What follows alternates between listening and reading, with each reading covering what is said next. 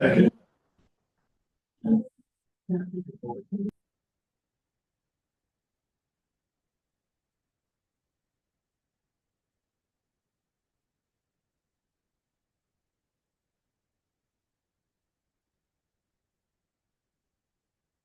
having arrived, I'll officially call the meeting to order of the Common Council, the Joint Committee between the Common Council and the Planning Commission members. Has the meeting been properly posted and the roll been taken? Yeah. Thank you. Item number 2, our verification of the proper legal notice. So this is, and I do, before we move into the actual presentation here, I know some of you joined us in January during the informational meeting at that time, and I just so thank you for joining us again. This is a little bit different in the sense that there will be some sort of actions potentially taken this evening. And I just want to go over some similar guidelines since we do have more people here than normal, which is great. And so a few more people than normal at the January informational meeting at the time. And again, I shared some general guidelines on the procedures, and I just want to reiterate some of those here tonight. And so welcome back for those that are joining us again. For those that are new, welcome as well. I would like to, first of all, please ask anyone that maybe has their cell phones on to silence them. I think it's important during deliberations and the hearing that we don't have cell phones going off. Also, if you do need to have conversations, please take them out in the hallway. The acoustics sometimes get a little kind of crazy in here. When we get into the public hearing, which is different than the January informational meeting, there will be an opportunity for citizens to comment, and we welcome that. I'm going to limit it to 3 minutes. That's the time for, as you can see, our agenda is a presentation first, then we'll open up the public hearing and get started on the issue before us. It's really a time at that time when I ask for names and addresses for the record for you to come up, and again, limit your comments to 3 minutes. Try not to be repetitive. If everyone comes up and says the same thing at some point, we just kind of have to move on. So and it's a time to share your thoughts and comments. It's not a questions, and we'll be taking notes, both the planning commission and council members, taking questions that may come up, and certainly relaying those, similar to what we did during the informational meeting back in January. So again, maybe that we don't have to always agree on all the comments that are made, but please be respectful. And everybody was very respectful in January. I appreciate that. Other times, well, I've been mayor, we've had larger meetings, and everyone's been very respectful, and I appreciate that. So I'm expecting anything differently this evening. With that, we'll move on to item number 3, which is the presentation of the proposed plan amendments by the consultant and city staff. The plan amendment from Parks, Recreation, and see to the single family and multifamily for 2400 East Geneva Street, part item number XA498 5000001. That. Move on to item number 4. We'll start with. Do you want to do the presentation? Yeah. Okay. Great. I'm so ready to get right into it. Good evening. My name is Jackie Mish. I'm the city planning consultant with Vanderwall and Associates, city planner for the city. This evening we are meeting to consider a proposed amendment to the city's comprehensive plan. This is pertaining to the Lake Lawn Resort, specifically the golf course area adjacent to Delavan Lake. As you've seen in your packets, there's a proposal for changing portions of that area in the comprehensive plan from Parks, Recreation, and Conservancy to single family and for multifamily as well. And there are maps in your meeting packet that show those locations and some conceptual plans for what development could look like in those locations. So just a little bit of background. The state of Wisconsin requires every community to have an adopted comprehensive plan that provides recommended land uses for all lands within the city's limits and within the city's planning area outside the city limits. And the reason this becomes important is because any zoning action taken by the city has to be consistent with the city's adopted comprehensive plan. So before we make any zoning changes, which would include any changes to planned infill developments or PIDs, we need to look at the future land use map in the city's comprehensive plan to ascertain whether that proposed zoning change would be consistent with the plan. At this time, the applicant is proposing is not consistent with the plan, as the plan recommends that area for recreation, specifically for the golf course. And so before they can proceed with any changes to the planned infill development zoning on that parcel, they need to first request and have a comprehensive plan amendment that would be approved by the city. There are a few notes in the staff report about this, but this is not the zoning step. This is a step to amend the comprehensive plan. And so approving the amendment this evening would not approve any specific development. It only would approve the land use as described in the comprehensive plan. So would approve the ability to have single family development and the ability to have multifamily development in this location. Both of these, any development in that location would need to come through a separate zoning process to have development occur there. Because this parcel does have planned infill development zoning, and for both the multifamily and for the single family, the applicant would need to come in for a general development plan and a precise implementation plan, which would be the zoning step in this case. The applicant has been working on very much so on the single family side of things. And so I would expect if the single family amendment was approved this evening, we would expect to see the applicant come forward very soon with a general development plan application, very similar to what you see in the meeting packet. On the other hand, the multifamily proposal is very conceptual at this time. We don't have a lot of details about what they intend to do there. When the applicant, if the comprehensive plan was amended for the multifamily area, at some point down the road, the applicant would have to come forward with more specific plans, and the city would have the opportunity to weigh in on those and consider those plans.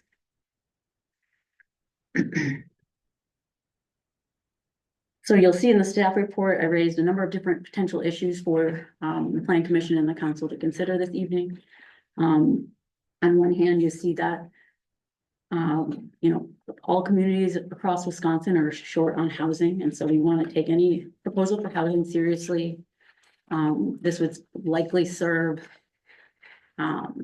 new residents to Delavan, not likely going to be designed for people who live in Delavan now who are looking for housing, but would bring potential tax base and a high quality development along the lakefront. There's also issues that are raised in the staff report about just the change associated with seeing development along the lakeshore. So just to clarify, right now the golf course is private. It's a developed golf course. It's not pristine open space, but at the same time, seeing housing on the lakefront where it wasn't before, I think would be a big adjustment for the whole community. And so that's definitely an issue that I think folks are going to be thinking about. Any development that happens there, whether it's public, private, housing, golf course, or changes, I shouldn't say golf course because that's what's there now, but any changes to development on the lakefront will have to meet the city's stormwater management requirements, which are fairly stringent. Those are intended to protect the lakefront. And so currently we don't have a lot of or any stormwater management facilities in that location. So a lot of that runoff from the golf course goes straight into the lake. So if we do see development in this location, it would be subject to those higher standards. So I just want to make both bodies aware of that. And then lastly, another issue raised was just noting that we're hopeful that the applicant can provide some more detail about what changes are proposed at the golf course. Obviously, putting residential in this location would impact the design of the golf course. And so they've got some ideas I think they can share about what they are planning there. So you'll see on the meeting agenda here, we have detailed agenda items as the mayor did outline. This is set up as a joint meeting this evening because the state does require that all comprehensive plan amendments have a positive recommendation from the Plan Commission. And then the council takes action after the Plan Commission. I just wanted to make a note too, is that we've generally found from reading statutes that if the plan commission does not approve the plan, excuse me, the proposed amendment, the amendment dies there. It doesn't go, it's not just a recommendation that goes to the council. It's the plan commission who is in charge of the master plan or the comprehensive plan for the community. So if they don't approve the plan, that's the end of the road for that proposal. As you can see on the agenda, we have both bodies taking action on this evening's agenda. Following the public hearing, there's a few options for considering action for each body. Could deny the request, could ask the applicant for more information, continue to the next meeting, or you could recommend approval of the proposed amendment. All right, covered everything at this point, and I'll be taking notes during the public hearing portion, so that when we get to the part of the agenda where we can respond to questions, I'll be prepared to answer those to the best of my ability. Thank you. Thank you, Jackie.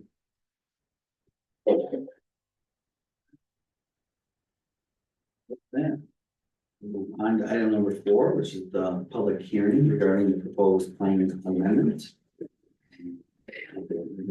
Officially called. Excuse me, Oh, sorry. Yes, Kevin. is the applicant gonna make comments?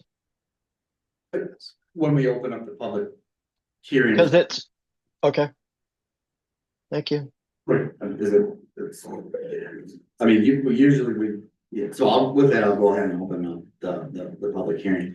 And usually we'd start with staff, but you've already given us a pretty good outline, I mean, Jackie, and so we can move into some sort of a presentation.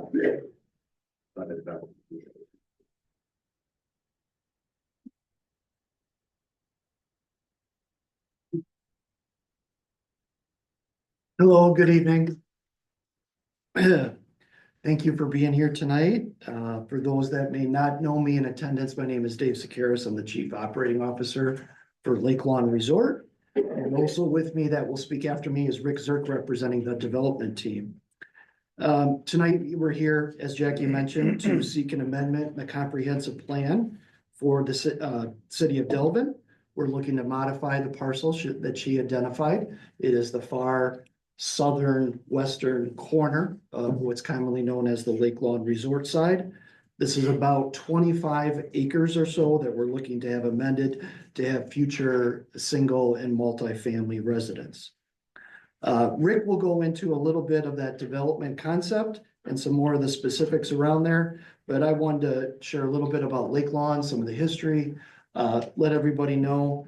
I currently live in Lake Geneva. I'm at 551 South Wind Drive in Lake Geneva. I previously lived in Delavan for a number of years. I'm very dedicated to Delavan. I've been involved with Lake Lawn since the early 90s. Many of you know that in a variety of different capacities. So I really want to see Delavan flourish, Delavan succeed. There's a lot of committees, organizations that I'm involved in, whether it was tourism or chamber, or with the school district on their tech board.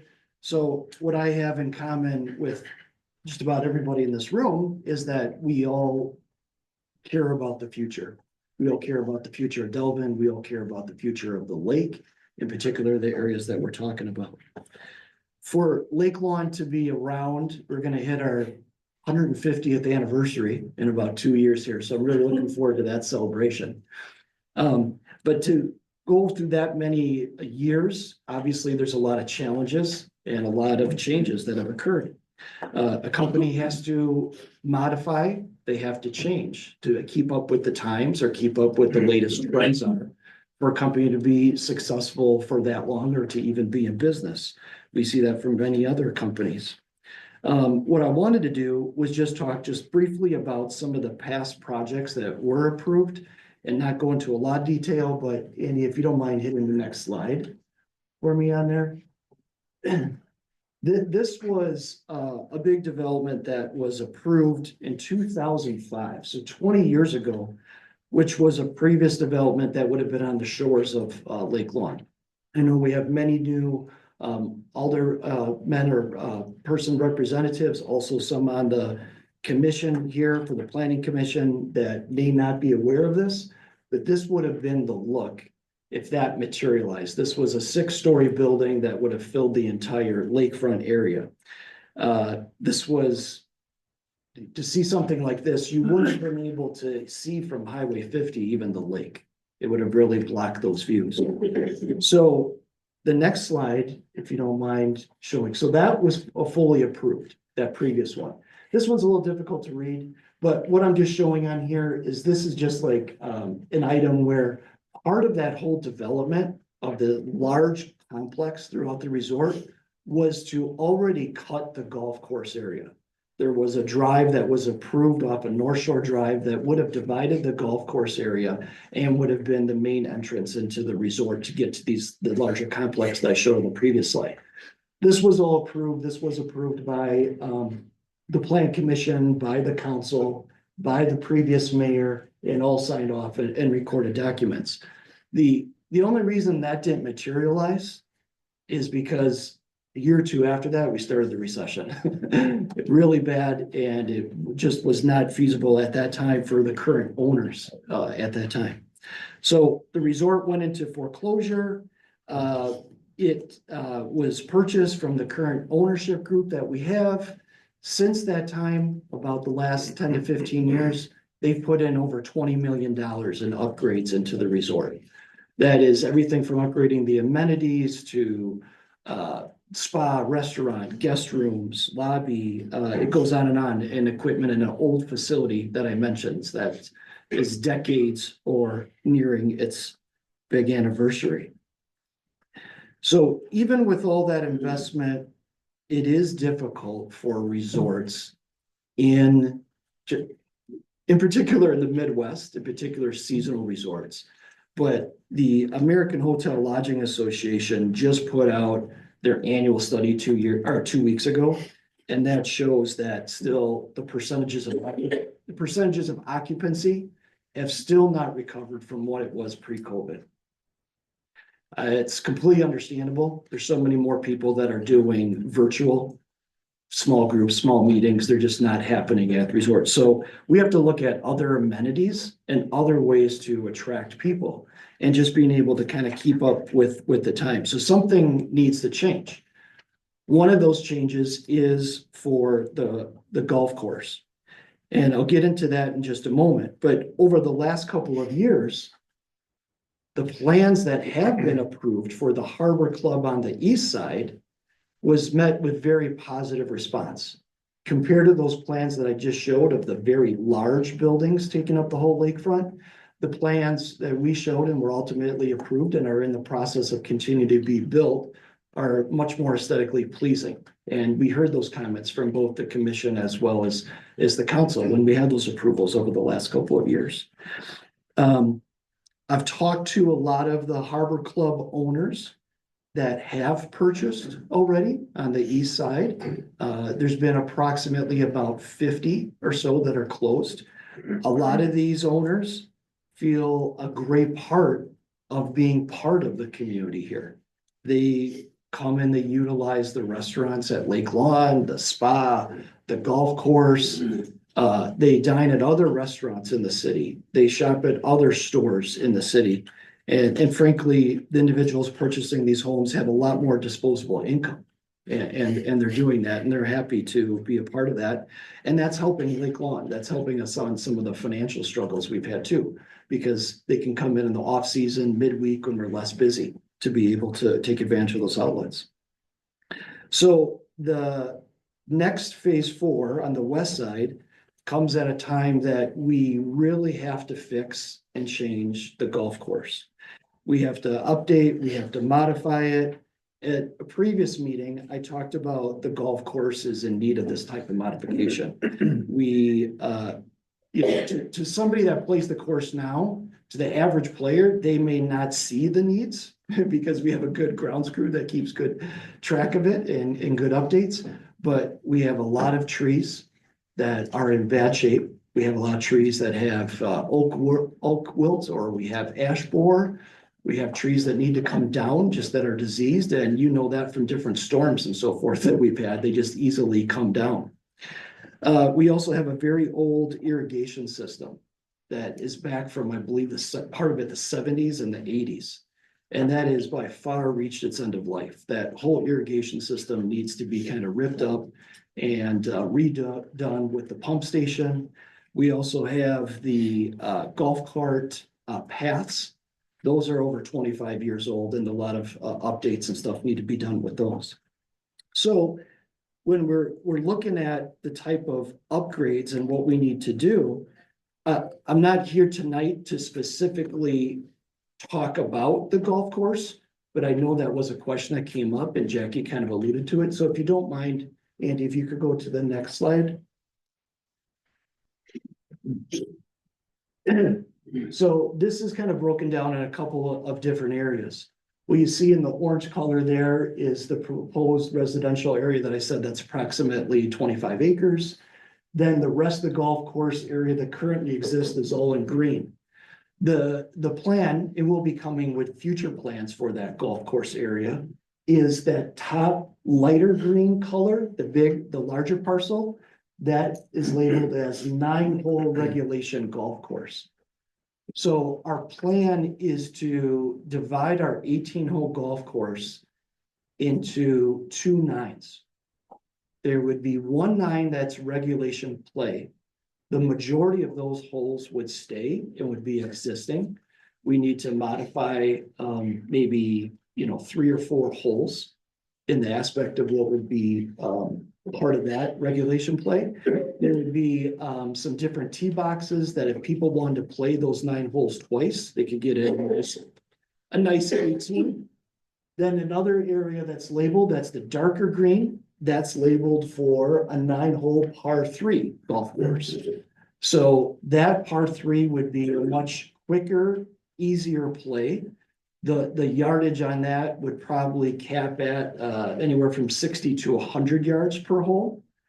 But it allows us to turn more players, more novice players, more individuals that are coming part of maybe a corporate group that doesn't have 4 hours or 5 hours to commit to a whole golf round that can play that. A lot of local fundraisers, I think, would have a great advantage of being able to pull people together for that type of smaller play. And it ultimately could lead into something that is open a little earlier, maybe a little later in the day because it's closer to the resort side. Then we would have room to do an expanded putting course that would be up closer to the Marina Clubhouse. So all in all, this change really creates it's a trendy thing that is happening now of having these executive par 3 courses, and it would really set us apart from the competition of what we have.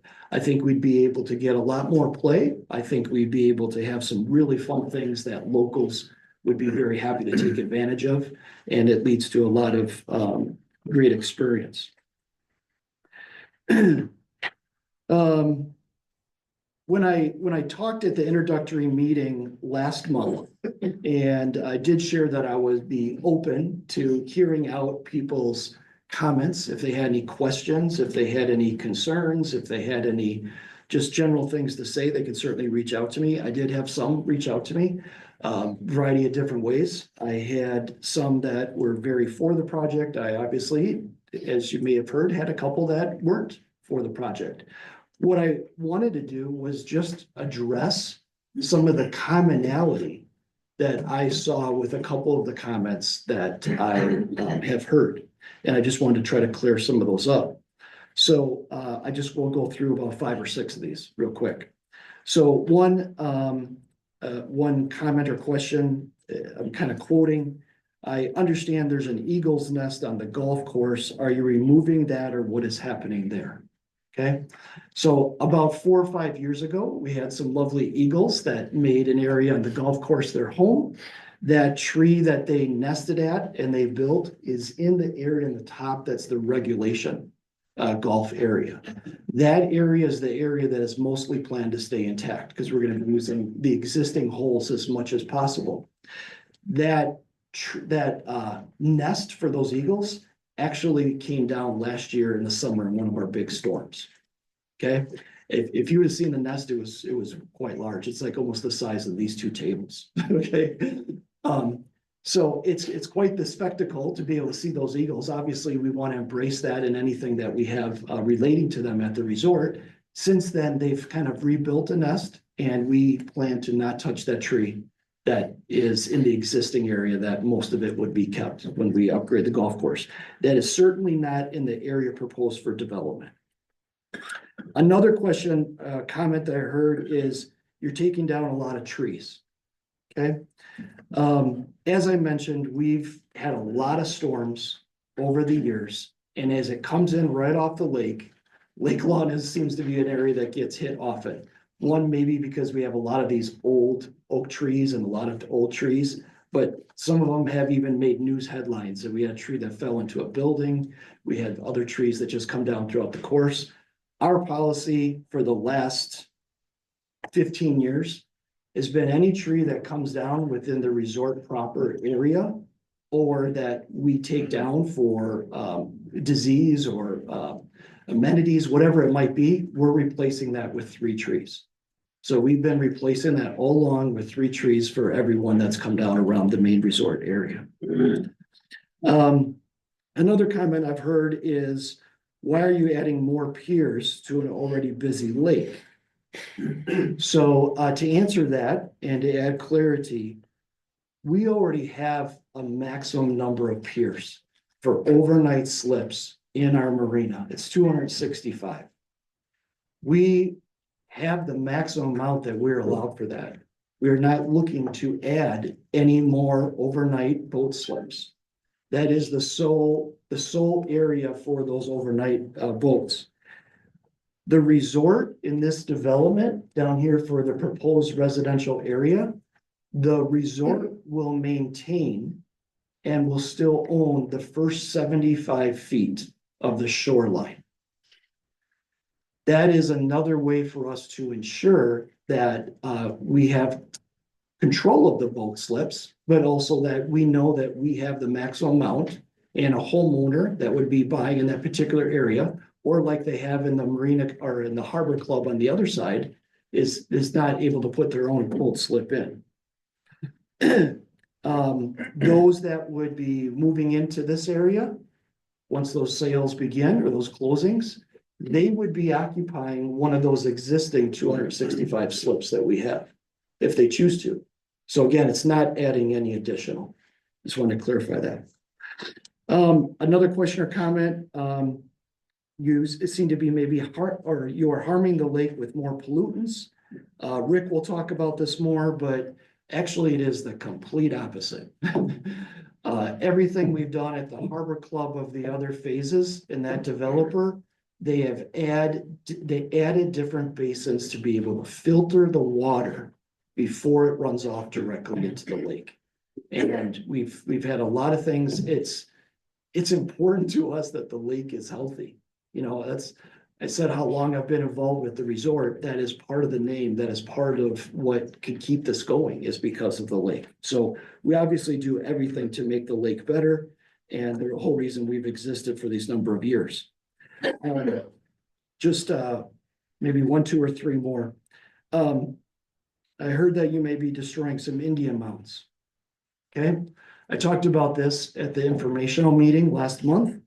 Identified that from the State Historical Society, there's no cataloged Indian burial mounds that are throughout this entire image that I'm showing you on the screen. So all those areas in color, there is no Indian burial mounds. We have other ones that are near the water tower, that are near the center courtyard, other areas around the main resort, but nothing on the golf course.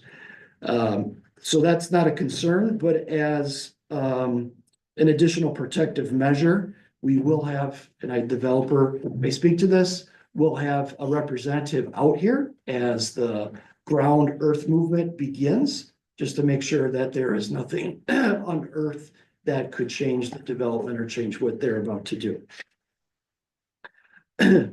Another question, why are you adding some short-term rentals that could flood the market? Okay, that's another one that I've heard. And ironically, the comment comes from several people that are in the township that live in other areas on the lake that do have short-term rentals. And so I just wanted to, again, so everyone is clear, the Harbor Club on the east side, if somebody wanted to rent out their home for a short-term rental and they wanted to rent out for a time period that's less than 6 months, they must go through Lake Lawn Resort. That is for us to control it. That is for us to keep the high standards. That is for us to ensure that we minimize any potential of any riffraff, for lack of a better word on saying that. In the 50 homes that have closed already on the east side, there is only 2 that are in the rental program. So it is not a lot. However, it's a few, and that number will most likely grow a couple as more of the homes come in, but it's still not very large. And I just wanted to remind everybody that those are rentals that pay room tax. So a guest pays room tax 8%. A lot of people don't know how the room tax works, but of the room tax that goes to the city, that 8% of a higher end rental, the city gets to use 30% of those funds for their general budget in the year. Another benefit. What are you doing to decrease boat traffic on the lake? You seem to be adding to the problem, is a question. So I do want to say the boat launch at Lake Lawn is the only launch in the city on Lake Delavan Lake. Okay, I looked up our numbers of what we have had as transient boat launches for like the last 7 years.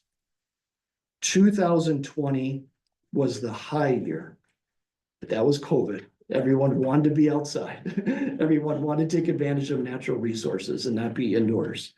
We had 463 transient boat launches. Those are boat launches for people that are coming for the day to launch their boat to be on the lake.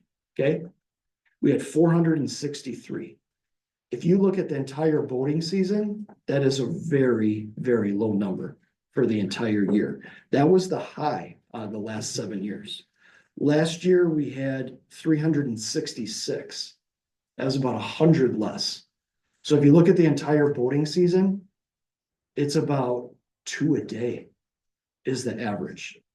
I know at other boat launch in the township, you can just see the number of cars and trailers. It is so much more than is what coming through our particular area, as we averaged only 2 a day for the entire boating season last year. And for those that have their boats, to me, anyone that would purchase in this community, purchase at the other Harbor Club, purchase in the Shodine development that's down on F, or even out of state, everyone has kind of the equal right to go on the lake and have their boat launched. So I don't see that being any additional impact since we're keeping to the existing seasonal boat slips we have. So I know there's a lot of information there, but my goal was to help provide some education. I did say that I had been available to answer questions. I've answered a lot of these with some city residents. A lot were in the township, but it's just about understanding and the education. So I appreciate your time. I'll be able to answer some more questions, and I'm going to turn it over to Rick.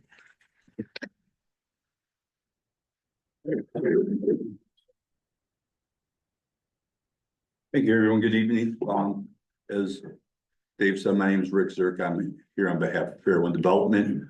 Brian Pollard from Fairwind Development is with me here this evening. I'll try to not be repetitive, as the mayor had asked, but I learned this evening that sharing my notes with Jackie and Dave, they stole all my good stuff. So a lot of the stuff I had to speak to has already been addressed. And I would like to point out, as somebody who was born in the 60s, Dave's comment about things from the 70s and 80s being old and ancient wasn't too well received. But as everybody said, we're here this evening to request a amendment to the comprehensive land use plan for what we call phase 4 of Harbor Club and the townhome area. Just to, so everyone understands, maybe could you click the next slide, Andrew? That is the area of single family. It's consistent with the informational plan we brought at a concept level back in January. This is what our original request was, to amend the comprehensive plan in your zoning for this area. What had happened is during those processes, your staff fairly had asked us to work with the resort to identify what else could happen out there. They weren't super interested in us bringing this in piece by piece and sort of piecemealing the plan together. So they had asked us to take a look at the overall plan for the golf course and see, based on the what was driving this, quite honestly, was a change in the golf course. This isn't a change in the golf course because of the development. The change in the golf course is driving the opportunity for us to do these other things. So the chicken and the egg thing here was really the golf course understanding to remain relevant and make the adjustments they needed to do. That provided us an opportunity. So the staff had asked, what could the rest of the area look like? So we met with the resort. There's a townhome area that they had asked about north of our area here. And if you maybe jump to the next stage, there's two separate parcels, and this parcel is a single family area, and that is about 16.3 acres. Then just north of that, the little square, and I think it's better shown on the next slide, Andrea, which is the last of the slides here, is the townhome area. So that was an area the resort identified as something they would want. We brought that forward in the spirit of trying to be comprehensive in what we're asking for, but quite honestly, the only thing we have a GDP lined up for is a single family area. But again, we brought that all through just for the to show everybody what the ultimate area could look like. The area that we're looking at obviously is currently part of the golf course and is again made available through the changes in the golf course. The proposed phase 4 area, the single family area, will mirror phases 1 through 3, which is the eastern part, both in design of the neighborhood and design of the homes. The only difference is in phase 4, we're making adjustments to the building pads to make them a little bit wider so that we can offer 3-car garage options, which we didn't have in phases 1 through 3. Again, this is going to remain and maintain the resort community lifestyle that we have in phases 1 through 3. It's not going to be significantly different. The goal is to have people come here, spend their money in town, spend their money at the resort, drive more rental opportunities for the resort, and provide a housing type that's kind of unique to the area. As Dave said, and I'll quickly jump over, I'm kind of self-editing as I go here.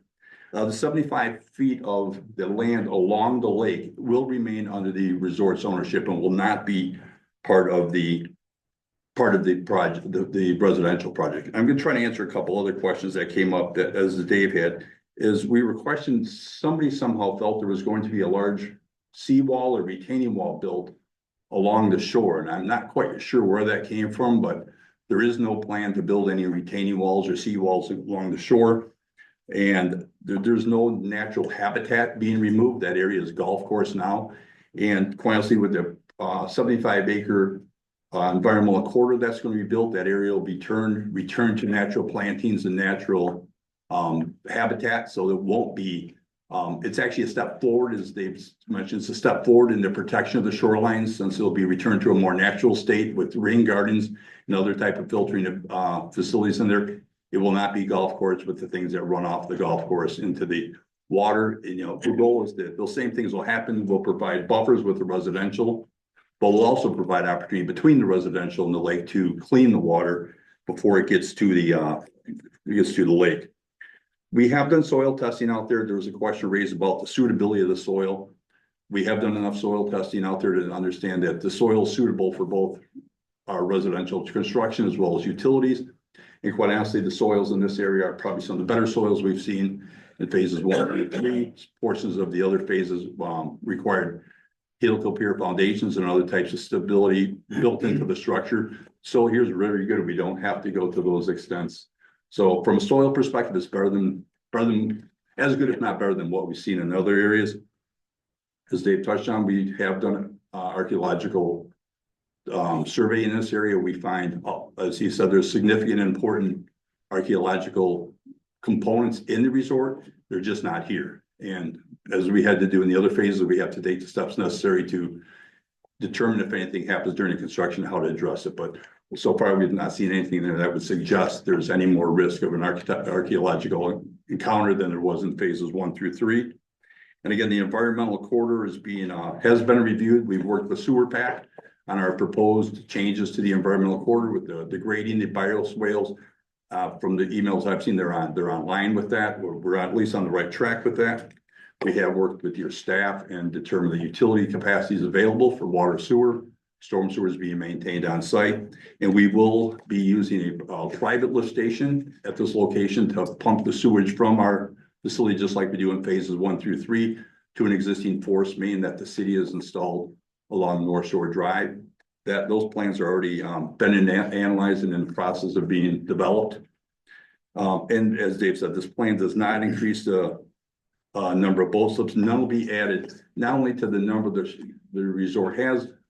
Somebody had asked, are there going to be boat slips moved to this area? There's no plan for any boat slips to be relocated to this portion of the shoreline. There's no additional boat slips. There's no dredging. Somebody had made a comment about we're going to be dredging the lake in that area. There is no dredging. There's no other lake modification at all, except for the enhancement of the 75-foot corridor for the 75-foot environmental corridor. And again, our storm sewer management plan, I think, is progressive.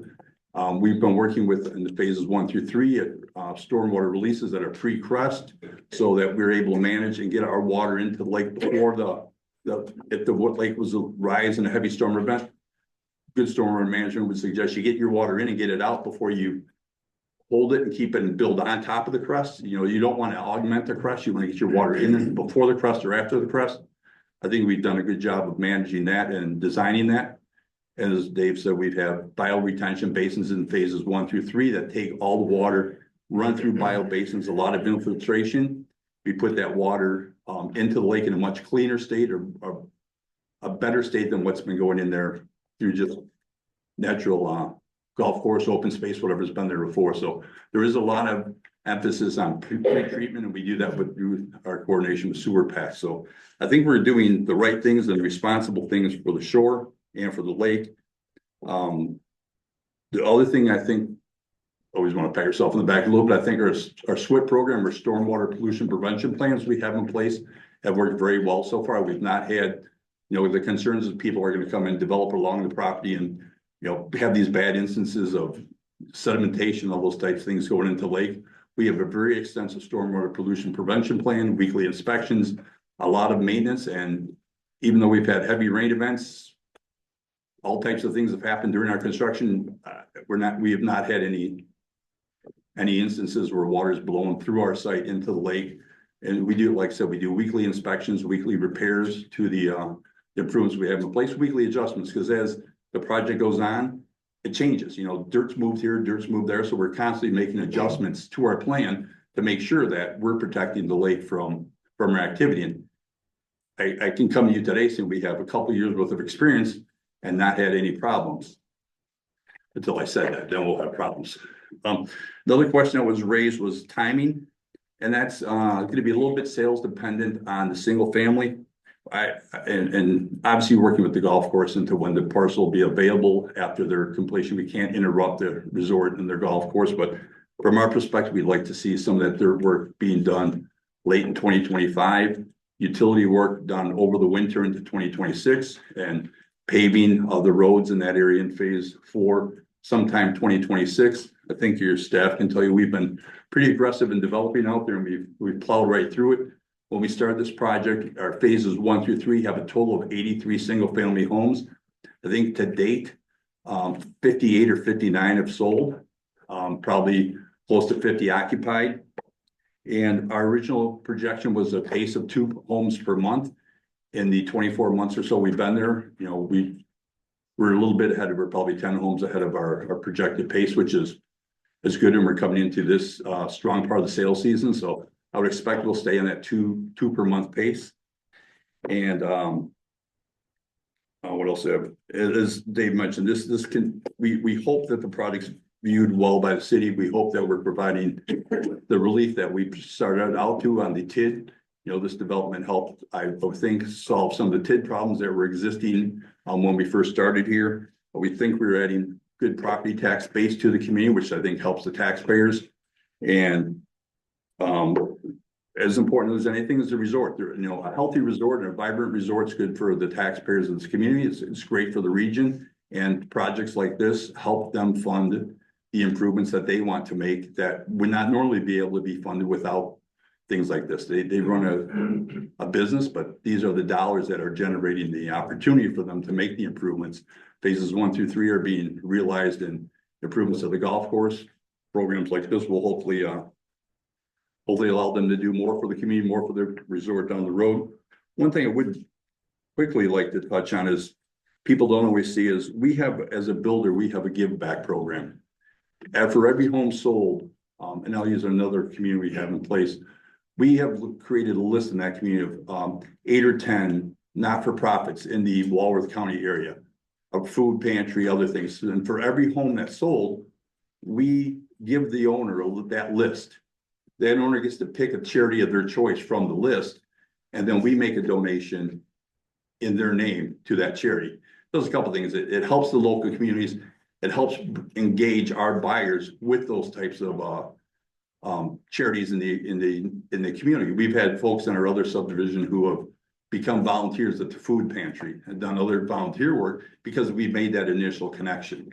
So it's something that allows us to create engagement between our homeowners and the community. It also puts the money into the pockets of the local charities. Now, in phases 1 through 3, we didn't do it quite that way. We didn't make a list. We simply said, working with the staff here, that the Never Say Never playground, which was important to the community. I think it was a great amenity to the community and a great steal from another community. You're able to secure it. It is something that was near and dear to our heart. We've worked with them before they came here.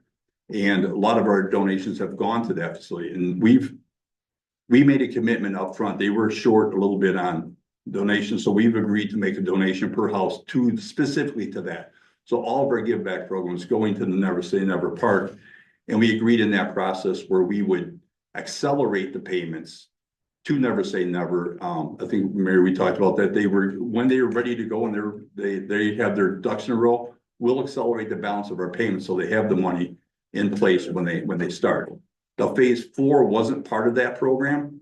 So as phase 4 starts, we can either, working with the city, we can either do our typical give back program where we make a list of charities that homeowners can contribute to, or if the community, working with the community, if the community would like to use those dollars for water quality improvements or some other project like Never Say Never, we could work that out so the dollars are allocated to that project going forward too. And we've made that commitment, all of our subdivisions not being required to make it, and we certainly are going to continue that process in phase 4. And touching on trees, I know that was a big hot topic for someone. We plant 1 tree per house in Harbor Club, obviously the wrong subdivision, Harbor Club. So in the first phase, we're adding 83 trees, and along the right of way are about 50. I haven't gone and counted, but the number I was told today was something like there's been like 100 trees planted. So we're certainly planting far more trees along that area than we remove. Now, our friends at the gas company have come along and WisDOT have come along and cleared a whole bunch of trees out along Route 50 right by the Shell station, which provided a nice clear view of the Shell station from the homes we're building, which wasn't entirely our goal. So there's going to be another bunch of trees planted along Route 50 just to try to block the views of traffic and the big Shell sign. Not that I have anything against Shells or JoJo's. They've been good to us, but we want to try to, JoJo's are our friend, though. So we'll certainly be planting more trees. I kind of jump over most of the stuff Dave talked about, but again, just to summarize, simply tonight, all we're asking for is a comprehensive plan amendment. We do understand this is part of a much longer process that went from comprehensive plan, comprehensive plan. We have to go through rezoning, GDP, PIP. There's a lot of things to do. We think as far as we are in the GDP process, we've done a lot of the work just because we had to make sure this worked. So I think we're in a very strong position to move forward. We're very confident in what we can do. We're very confident with the ability of the project or the concept of the project. And I think the proof has been in the pudding for us. We've had a lot of good results and a lot of good sales in Harbor Club development so far. And we think it's good for everybody. So we're hopeful that this evening you'll be supportive and move the request for the comprehensive plan amendment forward. Thank you, Rick. Thanks. We'll start, you don't have anyone else from your team necessarily speaking, okay. So I think at this time, we'll go ahead and start with planning commission members, if you have any questions for Dave and Rick. Before we open it up to additional comments, if there are any questions. By planning commission, and certainly, again, this is a joint meeting, so we'll start with planning commission members and the council has any questions. Are there any questions? Yeah, I'll wait to the discussion period. Okay. I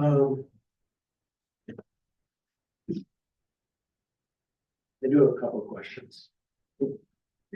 And you talked about the pump stations and the private lift stations. Are you planning on, they're not new, are they? Are you going to be rehabbing them? What's their length of lifespan? No, these will be new. These are gonna be. The, brand new. the one for phase 1 through 3 is brand new. And there is a lift station on site at the resort that pumps to the Delavan Lake Sanitary District. That's an existing facility. When we went through this process initially, the city wanted the sewage to pump to the city of Delavan. And so our lift station pumps sewage in phases 1 through 3. It's a small package underground type lift station that pumps to a main that was, we extended a main across the airport. And that main, now it's a city main that stops at the east side of the airport. This force main pumps to that. The new lift station will be a brand new facility, sort of at the corner, most likely at the corner of our entrance to North Shore Drive.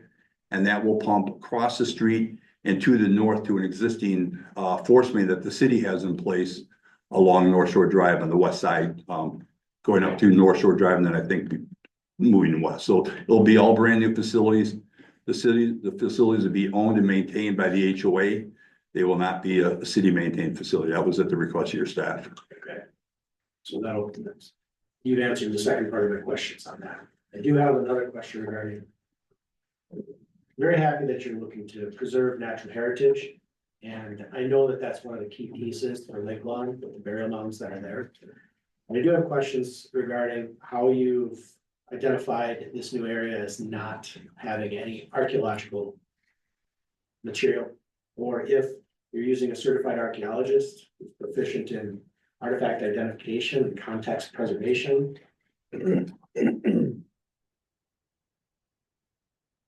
What I was referencing was the exact map from the State Historical Society, which has a categorized area of the whole resort property. It's got identified location of where mounds exist. Then there's got some protected areas, and then there's an uncategorized area. Uncategorized area goes over not very much of the development area, but a little bit more of on the golf course side. And Rick can speak to how that check and balance process takes place when development would have started. Before you do that, do you know how old that map is? It's the most current map. We reached out to the Historical Society 10 years ago and again a couple of years ago. And this is what they have on file. I don't recall the date from it. Do you know if any GPR or LiDAR was conducted to see if there's any material beneath the surface? Or if you're planning on doing that during the initial phases of construction?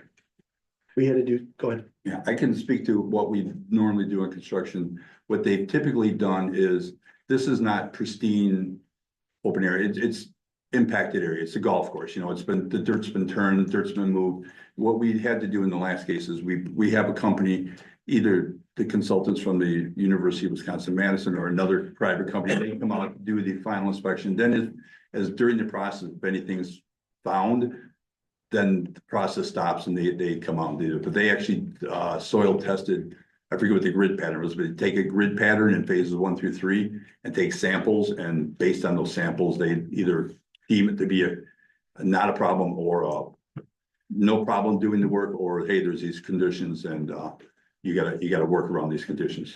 The same sorry.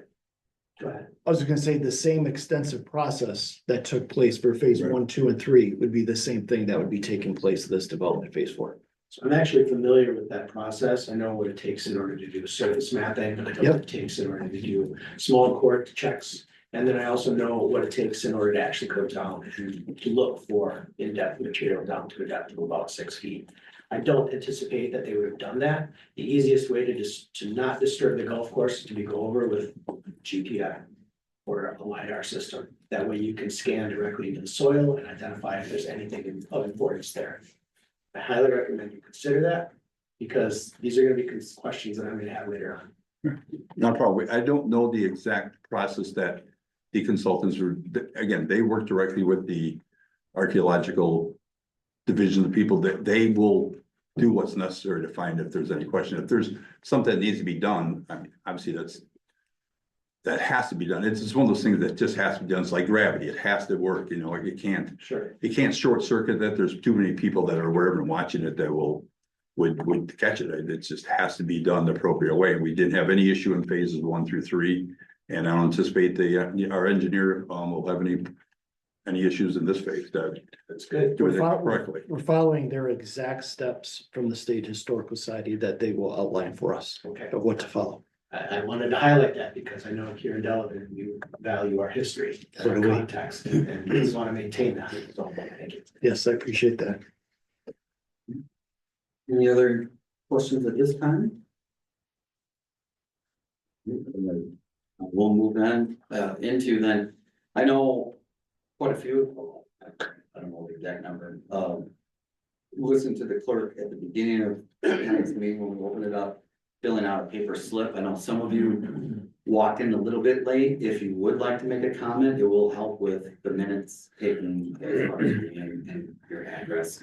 So if you'd like to speak or make a comment, and you haven't filled out a slip, maybe you could just make your way over here to fill out a slip. That said, we'll move into public comments at this time. And again, just a reminder, limit it to 3 minutes. That's, and then try to not be too repetitive. So with that, we want to call up our first Sure. citizen. William, I'm sorry, is it Kunzman? From Delavan Township. Good evening, ladies and gentlemen. Haven't had to do this since high school, so bear with me a little bit here. Be gentle. Thank you. I live at 1510 Monroe in the Delavan Township. It's in the Assembly Park subdivision. Directly across from what this proposal has been going, that they're talking about.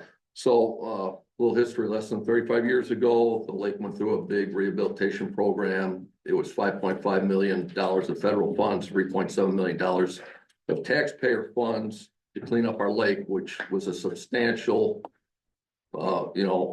project, which bared very good results. Since then, on our lake, there has been 5 housing developments, large housing developments that have gone in, one on South Shore Drive, the condominiums. We got 2 on North Shore Drive, Delavan Club, the one down the lake by the Yacht Club. We got one off of Ford Road, which has lake access, and we got the Harbor Club.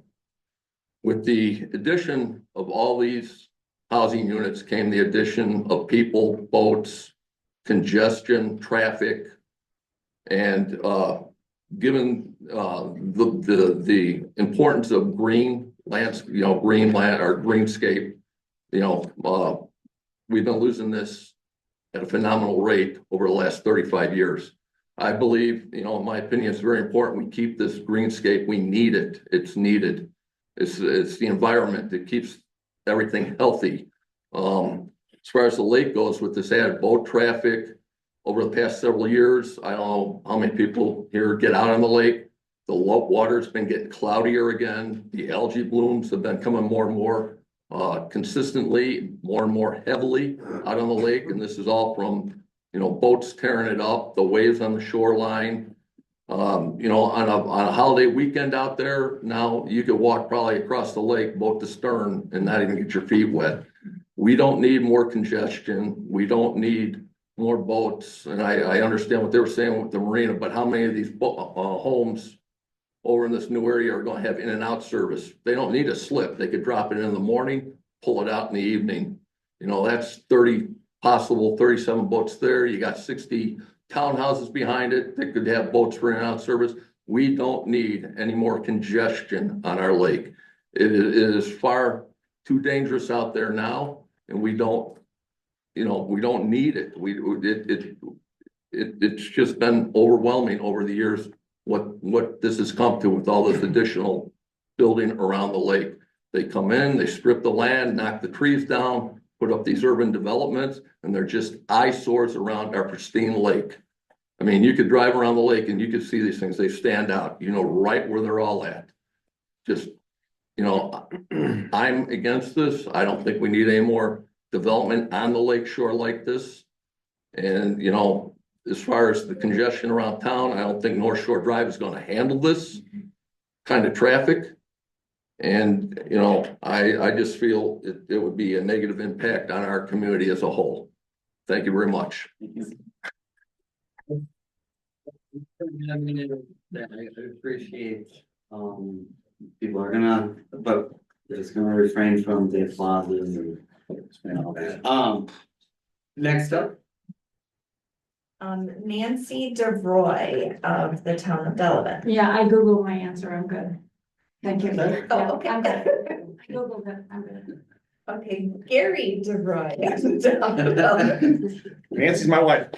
Hi, we've had a house here on Delavan since '03. And we just moved up about 1.5 years ago to enjoy Lake Delavan, Delavan Lake, I should say correctly. And have loved the green space, and getting out of Illinois was a wonderful move. And I would highly recommend it to anybody that hasn't done it. However, my question is, and having seen the Harbor Club go in, where I used to go into the Shake the Lake concerts that were there and park my boat outside and just listen or go over there. I use Lake Lawn. I love Lake Lawn. I just used the spa last week, and it's wonderful. It's a wonderful place. We cross country right where they're proposing to do this, and it's nice of them to allow us to go cross country there. However, my question to the commission is, when is enough enough? We have seen, again, we've seen the condos go in, we've seen, as the gentleman was describing, all of these new complexes going in. I don't know if the neighbors are even questioned on this. We didn't receive any notice of this meeting, and I don't know how that goes out to the public. But I would assume, I was shocked to see how few people were here. I thought most of Assembly Park would be here, and all us neighbors. We just live down North Shore Drive. We go up and down North Shore Drive every day. And to have an entrance coming in now and out there, it's a dangerous road. It's a dangerous road to begin with, because there's humps going up, and I'm not sure exactly where on the map that entrance is going in and out. But it's a fast road, even though the police sit down there and do their best job. Thank you, to keep traffic slow. It is a fast road. And anyway, that's about all I have to say. I just don't think that we need more. And if you ever boat, if any of you boat on the lake and sit out there in that wonderful little bay, the outlet going out, it's wonderful to watch the sun go down and to have a sandwich or to fish. And to see, and now to look at 37 homes, not to mention townhomes going in, would really be a distraction, not a distraction, but just a god awful sight. And I don't look forward to seeing that there on our lake. Thank you. Thank you. Anyone else? Jennifer Starin of the town of Delavan. All right. I live in the town of Delavan, and I understand that Lake Lawn is in the city of Delavan, but the lake is our greatest natural asset. It is so valuable to us, and I appreciate the measures that are being taken to protect the water and the soil. But if there's 37 homes there, that means 37 properties that are lit up. Houses that are lit up, landscaping lights, street lights. So nobody's talked about light pollution. That's 37 more homes that will have lawnmowers running, leaf blowers running, the noise pollution. So the eagle may have rebuilt his house his home into another tree, but who would want to live there with, 37 plus lawnmowers and leaf blowers and landscaping lights and street lights? That light pollution destroys the lake. It destroys the wildlife. It's going to prevent more wildlife from coming to it. And I just think it's a huge mistake to develop on the limited land that we have left on the lake. And it should be somewhere else. And that's all I have. Thank you. Thank you, Jennifer. Thanks. That's all that were turned in. Anyone else wish to speak at this time, either in favor of the proposal or against? Can I take another chance? Okay, we'll give you another I chance. just thought maybe this isn't the correct forum to ask the question or the comment. I'm Nancy Devroy, been here since 2003. I guess my concern is with, how the information comes out of the planning commission. So again, I don't know if this is the right forum or not. We had no idea about this. And again, we kind of keeping track of what's going on in our community. And I want to thank you from the bottom of my heart for doing this job because you have families and full-time jobs and this is hard. I mean, it's hard. So thank you. We don't have any information about this. And I guess that's my question or comment. Please use social media. Maybe you do, maybe it was on a calendar, but we're taxpayers. We need to know what's happening in our town and the other thing is there a conservation committee at all? Not to add to your work. And I know it's hard to deal with volunteers. We're annoying as hell. I know that. But I think everything is being gobbled up so quickly. And I think if there's not a conservation or stewardship committee, and I'm not a grass tree hugger, you know, I'm very much a centrist, but I do think we need to get ahead of this. And if there's a 5, 6, 7 coming from Lake Lawn Lodge, as far as the plans go, we need to know this. Because there was a thing about, you know, another builder and we didn't know what was coming down the pike. So Planning Commission, thank you. Mhm. Anyone else wish to comment at this time, either in favor, concerns, or against? Seeing, hearing none, then I would go ahead and officially close the public hearing and move on to item number 5, which is response to the public hearing questions by the consultant and city staff. Any? I can take. Jackie, you want to start us off? Sure, I'll start us off and happy to hand it over to anyone else. I just took a few notes on what we heard in terms of items perhaps needing response. I can't speak to how the city does notifications on social media, et cetera, but just wanted to clarify there was a public hearing notice properly noticed for this public hearing this evening. City is not required to notify property owners for a comprehensive plan amendment. There are notification requirements for a GDP. We can talk to the clerk about whether that applies to people who don't live in the city. But certainly the city's followed all required notices for these types of zoning decisions and comp plan amendment decisions. And the other question, which I do not have an answer to, is, you know, whether the city has a conservation or stewardship. With the developers, anything that came up that you'd like to address at this time or bring more clarity to?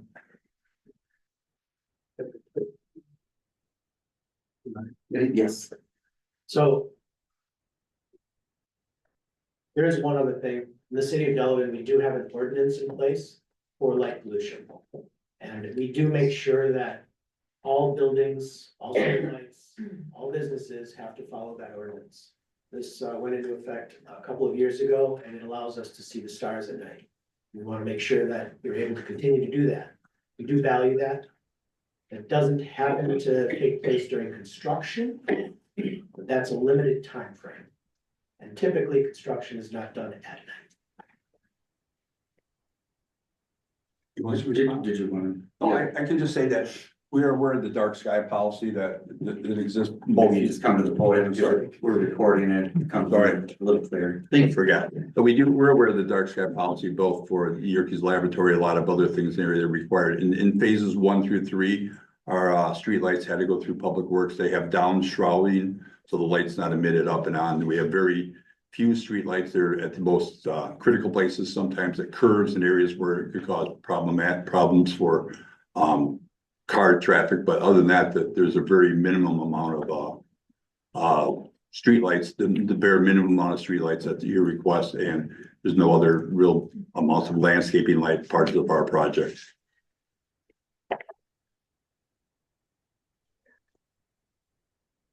That addressed the comment about the lights, the noise pollution. Currently, the golf course, we're mowing that every single day. So we do have lawnmowers going through that area every single day to keep that course looking good.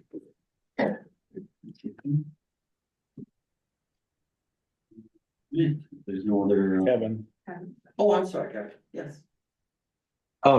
Ryan, I think it would be good, given the request about, conservation or, committees that, we provide the, questioner with the information about the two town committees that work on lake activities so that she can be in contact with the town representatives who are working on the lake issues. Thank you, Kevin, for clarifying that and raising that, and I think one of the other question, or maybe it wasn't a question, but so, and I think this is to your point, Kevin, maybe you were going with this, is we have heard a lot about the boat traffic, and I personally don't have a boat, but I know people that do, and occasionally can get out there on the lake. I think the real, and I think it's a valid concern, I think we've got a representative on the mutual lake committee out there, and I would encourage, sometimes this gets a little confusing because we think of Delavan as Delavan, right? And some people, especially that are a little newer to the area, may not decipher the difference between the city of Delavan and the town. Even some of the developments that were mentioned, recent developments, are all developments that have occurred in the township, not in the city limits. But again, I can appreciate when we talk about Delavan, we don't differentiate necessarily the difference between the town and the city. But I think what would be helpful, because I brought it up before too, and again, we have a representative that represents the city on that Delavan Lake Committee that they meet. Our representative will speak to that even more the first Wednesday typically, but would invite those that certainly have a concern about the boat traffic and safety and some of those other erosion types of things, that if you haven't attended that Delavan Lake Committee, that you take time to go out there and share your thoughts and concerns, because again, I know in the past I've talked to former town supervisors out there on the board and said, has the town ever considered potentially capping some of the boat traffic that comes in? And I didn't get much of an answer on that. And again, they, much like our council has changed over the years, their representation and the chair had changed, and it's been great to kind of work with them on some of these safety issues. So I want to acknowledge that we hear that, and I think you should share that with the Delavan Lake Committee too. And to Kevin's point, some of those other conservation committees, the park and rec out there too. So I don't know, I'll give our representative a chance to. Sure, I can tell you that work on the town lake committee is every month, and they're constantly working on the health of the lake. They've got a plan in place to start looking at algae and figuring out ways to mitigate it. They've got discussions that are ongoing regarding speed and traffic constantly. There's buoy discussions, there's lake health discussions, there's partnerships with farmers and other city areas in terms of phosphorus. I mean, it's a very well-oiled committee, and it takes on a lot of responsibility. And it's very, very challenging because they're trying to maintain the quality of the lake for everyone. And Lake County has been a partner in making sure that the lake is maintained. They do so in their own way, and they do so in collaboration, but there is a connection. And there's a value shared by the city and a value shared by the business as well as the local community. I encourage you to come and speak and be heard. And it's every Wednesday, first Wednesday of the month. And it's at the town hall. In terms of voting, those restrictions are out of the city's hands and they're out of the town's hands. They're determined by the DNR and they're set in place because in Wisconsin, all residents have access to all bodies of water. And the DNR sets that based off of the frontage for who owns it. So if you have a home and you are on the lake, your square footage and frontage determines how many boats you can put on there. It's out of our hands. And it's out of the town's hands. And it's very challenging in terms of access. The city only has one point of access, and that's through Lake Lawn, yet it is still a private access point. The town has access through the park, but the park is in fact owned by the town. So parking becomes an issue, and it's all sticking points, and it's all politics. In terms of public access, they have access. They can come and they can use those boat ramps, and they can do all of that, but they have to figure out a way to park the vehicles. You have to follow up on all the rest of the stuff that's sticky. And not everybody likes it. Nobody wants anyone to come onto their property and use that in order to get access to the lake. I don't fault anyone for that because they want it. But the lake has to be shared, and not just by the people that live in this community, but by everybody in the state, and that's until the state constitution is changed. Thank you, Alderman Beazer. I'll get back to the issue, but I think that addresses a lot of the, if not all of the initial questions that were raised during the public hearing. So with that, we'll move on to item number 6, Planning Commission and Common Council discussion of the proposed plan amendments. And again, I'll give Planning Commission members an opportunity first to start the discussion and move on to council members' participation as well. Kevin?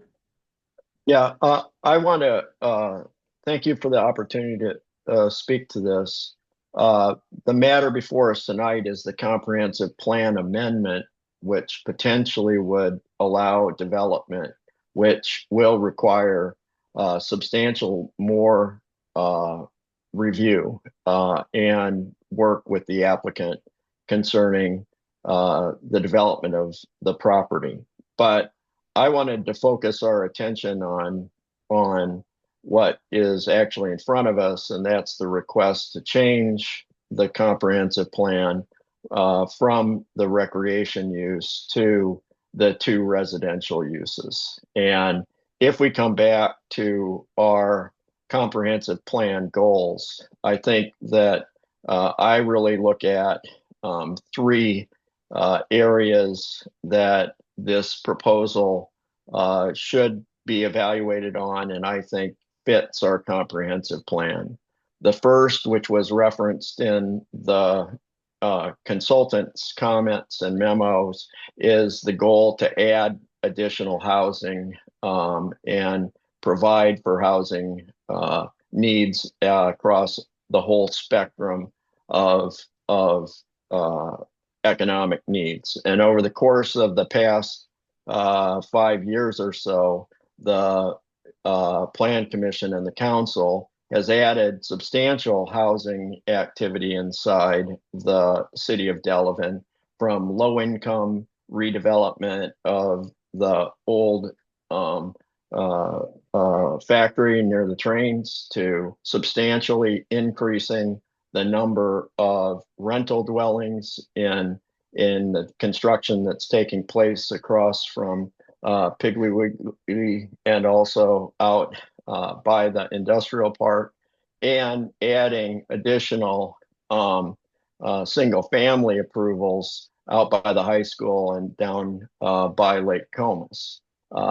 We in those instances address lower to moderate income housing needs. With this, we're talking about adding for Delavan a little bit more expensive housing, but still fits the goal of providing increased numbers of housing for residents who want to come to the city of Delavan.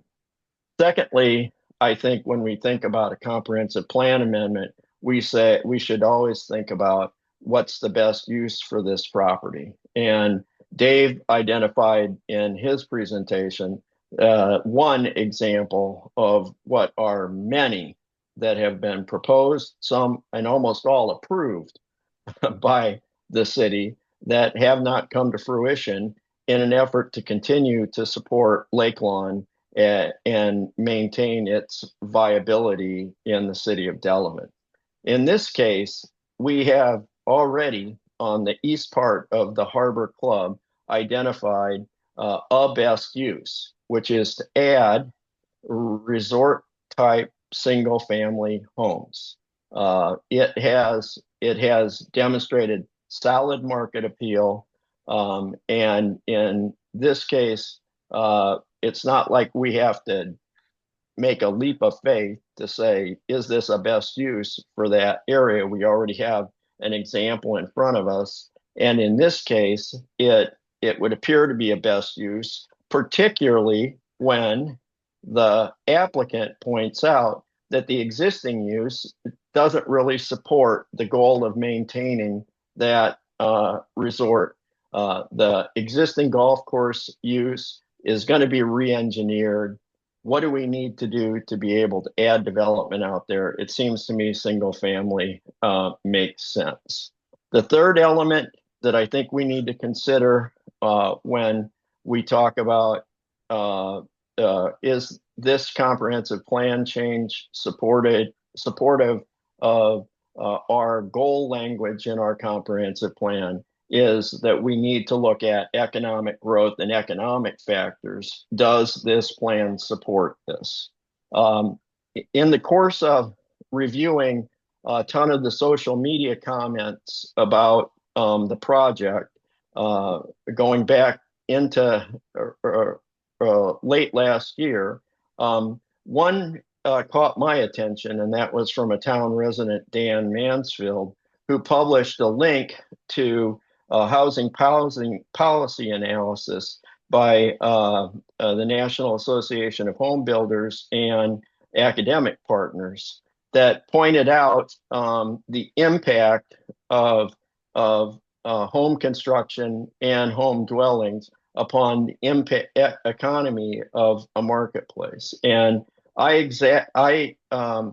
calculated that study had 100 homes for $370,000. We're talking about 120 homes at $1 million. It would estimate that direct local labor impact during the construction phase would be roughly $62 million. The indirect spending impact during the construction phase, so some of the accelerator effect of this additional activity in our economy, creating another $30 million, which is all fine and good. An impact of almost $100 million during the construction phases. I would point out to the Plan Commission and the council, we've watched the city many times be willing to give incentives to create economic impacts and jobs at much lower scale than this. In this case, we're not even having to provide incentives, and we're seeing significant economic growth. But importantly, there's a carry-on impact, and Dave noted that in his presentation, these people are coming to Delavan, they're spending money, they're upper income people. The study provided by the National Association of Home Builders would suggest that this kind of development would result in ongoing impact, economic income effect for employers and employees in the surrounding community of roughly $13.2 million. So it's a strong, so it checks for me the third element, economic impact, that justifies having a comprehensive plan amendment. Finally, we often look at, what is the community support of this program, right? And one of the things that I think is relevant here is to understand that we're adding additional dwelling units and additional population that has low service needs, okay? These streets are maintained privately. They're part-time residents, so there's not additional impact into our schools. They may use services like police services and park services and amenities and commercial elements of the community, but they're not high demand, increased capacity of city activity. And I grabbed today a tax bill through the Walworth County Public Information System for one single Harbor Club house which was assessed for 2024 of $1.1 million. That House property tax bill for 2024 was $2,700 roughly to Walworth County, $8,000 roughly to the city of Delavan, $5,600, $5,661 to the Delavan Darien School District. So if we look at a single year impact to governments and to provide services for our citizens, we have impact out there of roughly $322,000 a year for Walworth County, $960,000 a year for the city of Delavan, $674,000 for Delavan Darien schools. Now that doesn't all translate into incremental money that these government units can spend because of property caps, et cetera. But what it does do is it increases some money that the cities and the school district and the county can spend. But it also has the impact of spreading our budget over a larger number of people and actually putting less pressure on the existing taxpayers. So I believe it's worth considering and accepting this comprehensive plan amendment because it's consistent with the goals we as the plan commission wrote in the comprehensive plan we completed and would be amending. Thank you. Sorry for the link. Thank you. Thank you, Kevin. Bruce? Mr. Mayor, I appreciate your statistical view on things, Kevin. It's certainly more statistics than I could approach at this meeting, but I did want to bring up the fact that Lake Lawn is here because of Delavan Lake. And without Delavan Lake, Lake Lawn would not be here. Now, I know that this development put some environmental issues out there, but I think there are better environmental issues than we currently have at that property. I was the chairman of the finance committee at one of my terms back when Lake Lawn went dark. And I'm going to tell you that Lake Lawn is a very important asset to the city of Delavan. And the city of Delavan needs to do what it can to support it within reason. And when Lake Lawn went dark, I'll kind of put it into context and say, for example, you have a family that has 2 working spouses, family of 3, and one of those spouses is unemployed. That's what it was like when Lake Lawn went dark, because all the retail went dark, and all that tax money and room tax money went dark as well. I think Lake Lawn is a very important asset to Delavan, and I do not see this project as a detriment to Delavan Lake. It does not solve the big boat traffic on Delavan Lake. And I don't have an answer to that, and I don't think anybody out here has an answer to that either. But we know that there are 264 slips on Lake Lawn Lot. We have Shodine, who's putting the development up over on the other side of F, which is bringing, I don't tell you what it's going to bring, but in my opinion, it's a low-class development. And that's going to bring as many boats that Lake Lawn is going to bring. I think it's a wise idea to amend the comprehensive plan at this time. Thank you, Bruce. Anyone else? We're still under item number 7, so planning commission discussion. Anyone else from the planning commission? Yes. So Kevin raised a great series of points, and there was one that stood out to me. It was the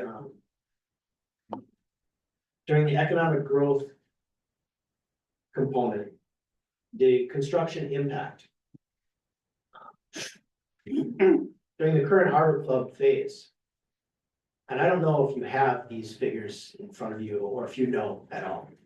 But can you articulate how many people in Delavan, either the city or the town, were put to work for the construction phase, or the county, or the state of Wisconsin? Because those components are important for us to capture in terms of construction. I don't know individually how many workers for each of the companies, but Foremost Electric's relatively local, Lake Geneva. I think most of their workers are local residents. I know the foreman that ran most of the projects, our superintendent now. He's a Darien High School graduate and a resident of Darien. Halverson Garage Door Company. I know they're local. I just don't know how many people of those. And I'll be honest, if you can find me a local construction cleaning company, that would be somebody willing to come out and clean homes right now, we would love to find that person. We're struggling with that, but we use as much local as we can. And as you can imagine, in trade organizations, a lot of the folks are local, even if the companies aren't, they're. Not necessarily. Depends on the contractors that you pick up. It depends on where they bring their workforce in from. And it's entirely dependent on what is put together in the bid process. I can tell you that in Milwaukee, they have a program called RPP, Residents Preferred Program. Construction has to have a certain percentage in order to be considered at all, from the planning committee, all the way up to the city level for approval. We don't have that here, and it's not something that I think is being developed or looked at. The concept is real simple, for the people that live there to work. You can ask for that. You don't have the capacity to demand for it, but you can ask for it. And that's something that's valuable for the community, and we all know that. That's it. Like I said, Adams Plumbing, or Adams has been our plumber. I just know when those bigger companies, there are, the electricians, the plumbers, those people are the biggest trades we have, some of the biggest trades we have. Our on-site people are, one superintendent's Lake Geneva, one's Fort Atkinson. The other was Beloit moving to Lake Geneva. So our on-site people are homegrown people, if you will. I just don't know the number. And like I said, we would love to have more local contractors. And if you can find me a cleaning company, we'd love to work something out with the cleaning company. We just can't find some of those local. And to be honest with you, some of the more expensive trades has just been a challenge because of the volume, just the amount of dollars that goes into the ground. Some of the companies local, we try to work with other local plumbers. They just don't want to be big enough to do what we do. They don't want to be that big of a company to put that many people on. And we've heard from others, hey, we lived through the downturn. We got the proverbial butt whooping during the downturn. We've right-sized our company. We know what we're comfortable at. I don't want to add the trucks. I don't want to add the people. I don't want to add the risk. I don't want the overhead. We just don't want to be that big. And with our production, there's a lot.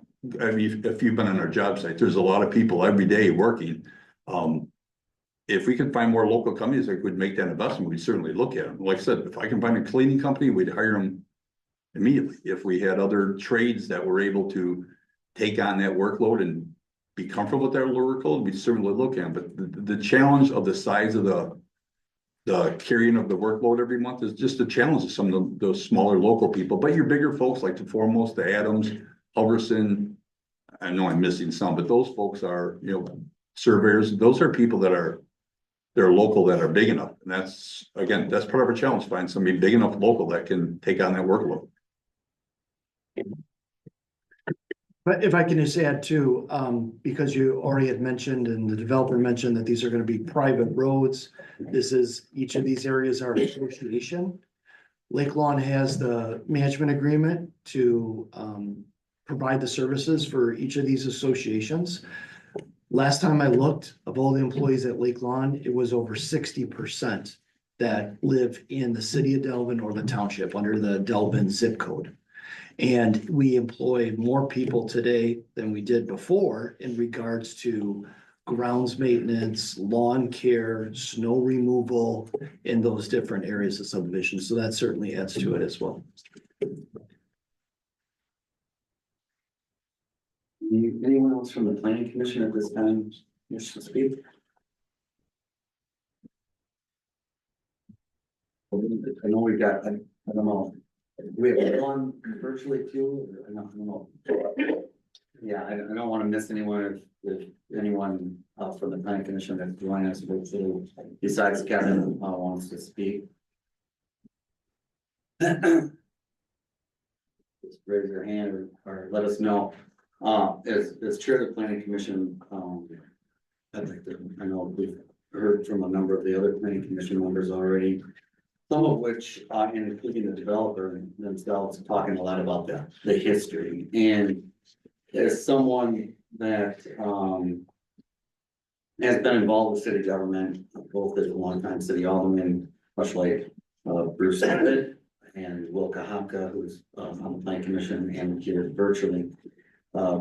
We've seen, and a lot of people that, some others that have served on the planning commission in the past, and as we heard at the early presentation, historically, Lake Lawn and some of the developments that have come before this city, and we certainly, as the alderman that immediately represented Lake Lawn for all these years prior to becoming mayor, I probably dealt with it a little bit more than some of the past aldermen, but we've all been through these meetings, a lot of different proposals, different owners. I think I want to say probably about at least 5, maybe 6 different owners of the resorts, maybe more. They say maybe more. I was thinking at least 5 or 6. And serving under 2 different mayors and alongside 2 previous mayors who I would say, by all accounts, were very much pro-development. I want to give a little more context and a little more specific details on some of the things.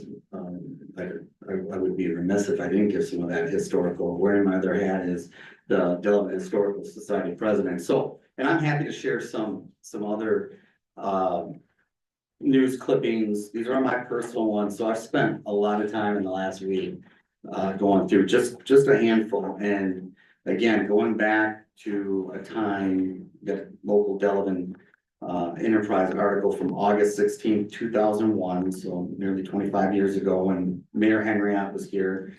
And the headline is Administrator at that time, City must continue to grow. And I'm not going to read all these articles because I got a number of them that we be here all night, but I do want to touch on some of this. It says this is Delavan must continue to grow if its residents want to continue to enjoy what Joan Boyer, the city administrator at that time, described at a special meeting of the city council last week as a high level of services. Boyer, city administrator, expressed her concerns during a committee of the whole, much like this, committee of the whole here in a joint meeting, to discuss goal setting and development policies. The meeting was not meant to take any action at that time and no votes were taken. The session lasted more than 2 hours.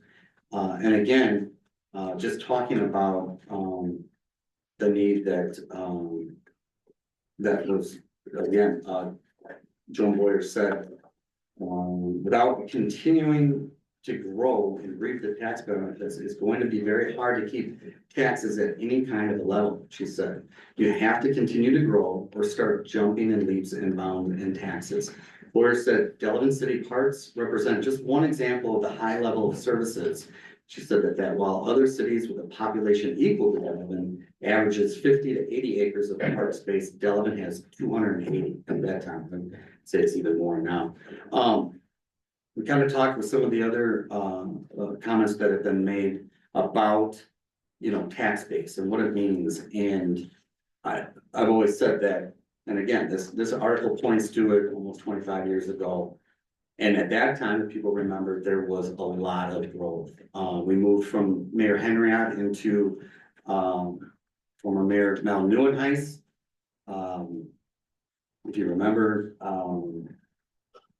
Mayor Henriott at that time broke a tie vote to allow the development of Walmart and Kohl's. And obviously we saw after that, and over the course of the next few years, a lot of development.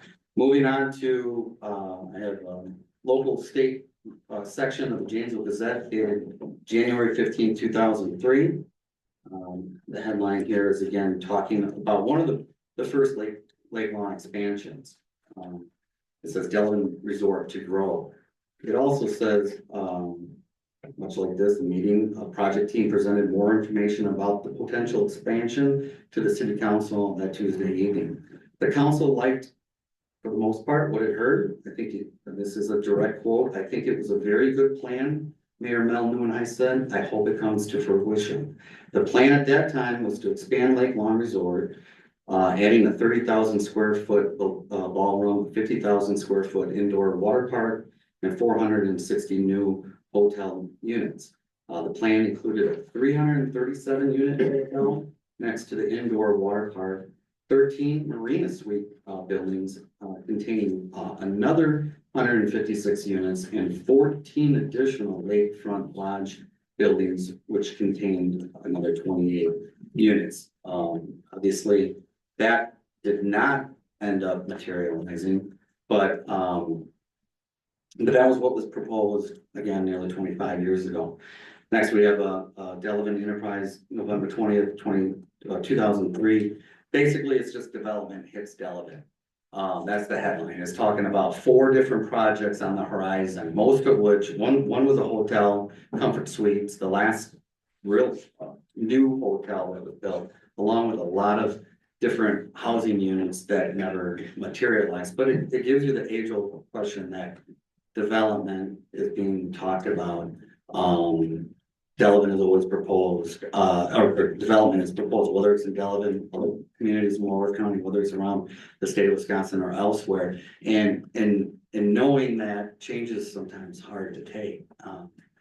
People want to go back maybe to the 1990s or the early 2000s, before there was a Walmart or a Kohl's or all the other developments that came along with it at that time. And again, it doesn't, we're talking about, I mean, these headlines are from nearly 25 years ago. Here's another one. This is from this December 18th, 2003. It says developments may fill schools, and talking about the impact of city projects. So again, we're talking about Lake Lawn tonight in the comprehensive, but we're talking about development. We're talking about people that, you know, sometimes have issues with the changes that they see, or it's hard to embrace change sometimes. I think again, we've got a number of people that have lived here all their lives, went to high school here.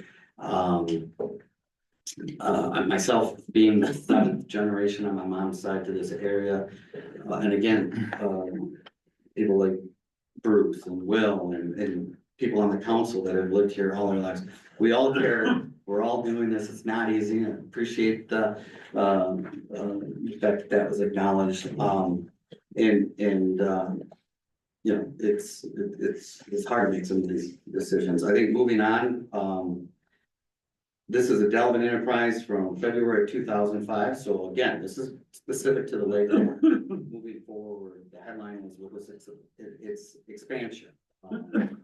Actually, it talks about how it went from that early development that I talked about to new owners and a $33 million sale price to the new owners at that time. It leads into another February 17, 2005 article. The headline again, Lake Lawn project could surpass a $300 million mark with the development at that point. The next article is an August 18th, 2005 Delavan Enterprise article, Lake Lawn ready to move forward again. So that was after the sale. Now we're 2 years later, and I think, I don't know if this is the one, this may not quite be the one that David acknowledged, but the new construction that being proposed in 2005 consists of 4 to 6 stories, both connected and separated buildings with mean roof heights of 65 feet to 85 feet, and the decorative architectural features that will extend to 100 feet to provide landmark and directional icons on the property. The new construction is, at this time, was to include 1,000 new guest bedrooms with 880,000 square feet for residential use, 65,000 square feet for a new lobby, restaurant retail, 135,000 square feet for a conference center, 50,000 square feet for a new spa / leisure, 130,000 square feet for an indoor water park, and 90,000 square feet for administration services and mechanical use. That's a total square footage of 1,350,000. At that time, the development also talked about several holes on the golf course would be completely reconfigured. And then also a new clubhouse constructed on the 18th hole. The square footage for just the driving areas, we talked a little bit about that, the entrance off of North Shore that was never done, but they were talking about square footage for just driving areas around being 201,000 with total parking areas of 700,000 square footage and a fire access road paths of 160,000, equating to 1,061,000 worth of square footage of asphalt and other driving areas. The new construction is broken into lodges, lakefront estates, and a marina. Each area will have guest rooms. Again, headline, too long after that, September, Lake Lawn ready for construction. The owners of Lake Lawn Resort in Delavan received final approval for a $390 million multi-phase redevelopment of the resort. The condominium hotel project is one of the largest redevelopments efforts in the state of Wisconsin. Once completed, again, the resort will contribute an additional 1,000 suites to the area. The final complex will include a total of 1,222 guest suites, 130,000 square foot indoor water park, marina slips, over 165 marina slips, a 30,000 square foot destination spa with 90 luxury suites, 150,000 square foot conference center, a redesigned golf course with a new clubhouse, five different new destination restaurants proposed to be developed on the lakefront. After that, and that was the one I think that you, Dave, said actually got approval. And in fact, the next one is from Delavan Enterprise, November 17th, 2005. It says Mayor Mel Nieuwenhuis, along with Secretary of Tourism, did a groundbreaking ceremony for the renovations. That was the first phase of the Lake Lawn Resort last Thursday. And at that time, it said in the press conference, City of Delavan Mayor Mel Nieuwenhuis also spoke at the event and thanked the owners at that time for their sincerity, their commitment and vision in with their ownership of the resort. Nieuwenhuis hopes the resort will be the Taj Mahal of the Midwest and sees increased tourism and employment in Delavan as direct benefits of the recent renovation. I know Kevin spoke to the fact that we've had to give incentives at times for economic development, especially in after the recession or what have you. The beauty of it is, and as Kevin pointed out, and to reiterate that, is people want to come to Delavan, especially in the last 3 to 5 years. We've really revitalized not only our downtown, our community. We brought back manufacturing, but at this article points to August, in August of 2006, the Delavan City Council at that time voted 3-3 with Mel Nieuwenhuis breaking the tie vote to approve an amendment that would cap $4 million to the Lake Lawn Resort in incentives for the development plans. So there's not only history of development specific to Lake Lawn Resort. There's also the fact that we've had to try to spur some of that, and the beauty of it is that we don't have to. Moving on to, and this may have actually been, so that was all 2003, 2005. This is a front page article, Thursday, November 22nd. This might be actually the one day that you show a picture. I don't know. There's been so many, it's hard to keep track of them. But the headline here is Lake Lawn to add 130 lakefront condominiums. And it's got a rendering of quite high story. What on there, let's say maybe is the Taj Mahal. Also,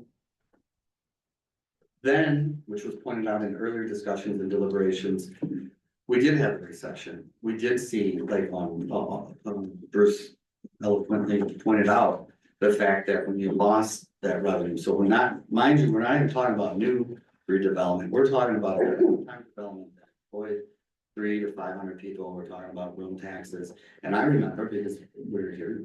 Bruce was here, many others were here, what that impacted, and Bruce spoke to it, so I don't have to belabor it too much. But I will say that there was talk about the very first article where we're talking about, development needing to be here and smart.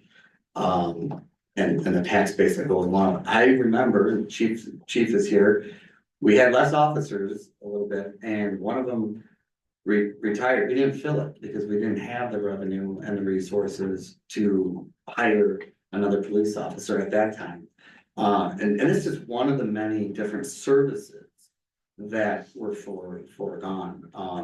And the next article is that, obviously, because of the recession, the hotel was closed up. The nice thing was that once it wanted to reopen, there was actually competing owners that wanted on May 19th fought 2011 to who was gonna buy the next resort. And